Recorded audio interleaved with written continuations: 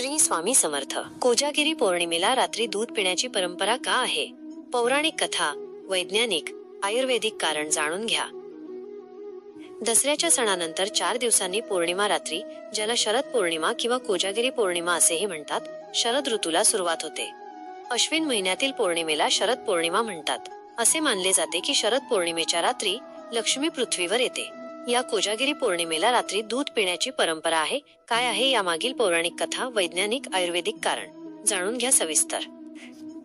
महाराष्ट्रासह इतर भागात मसाला दूध बनवण्याची परंपरा। दुधात साखर, काजू, बदाम, पिस्ता यांसारखी सुकी फळे आणि वेलची, केशर आणि जायफळ यांसारखे मसाले ते काही तासांसाठी चंद्रप्रकाशात उघड्यावर ठेवले जाते आणि नंतर उत्सवासाठी जमलेल्या सर्व लोकांना वाटले जाते। काही लोक मसाला दुधाऐवजी खीर बनवण्यास प्राधान्य देतात। ओरिसामध्ये उपवासानंतर पूजेच्या वेळी दिले जाणारे भोग सामान्यतः दूध आणि केळी एकत्र करून गोळे बनवून बनवले जातात। काही लोक चवदार बनवण्यासाठी मध आणि वेलची पूड देखील घालतात।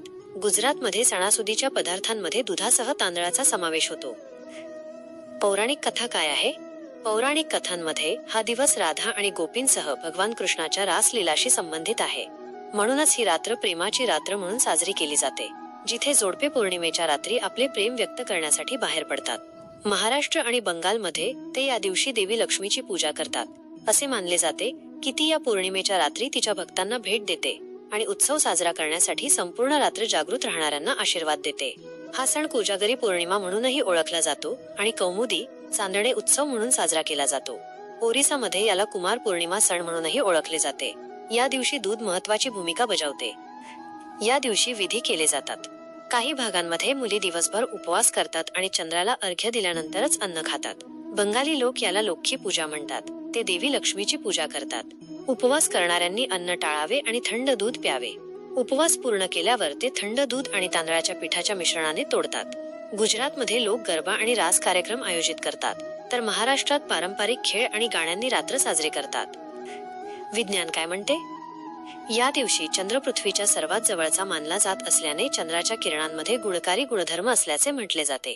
मिठाई असलेले भांडे तयार केले जाते आणि नंतर खाण्यासाठी चंद्रप्रकाशात सोडले जाते। आयुर्वेदिक कारण।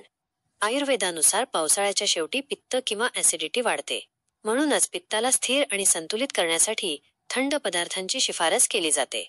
थंड दूध आणि तांदळाची खीर पित्तासाठी चांगला उपाय मानला जातो। ही माहिती तुम्हाला आवडली असेल तर कृपया चॅनलला लाईक, शेअर आणि सबस्क्राईब करायला विसरू नका।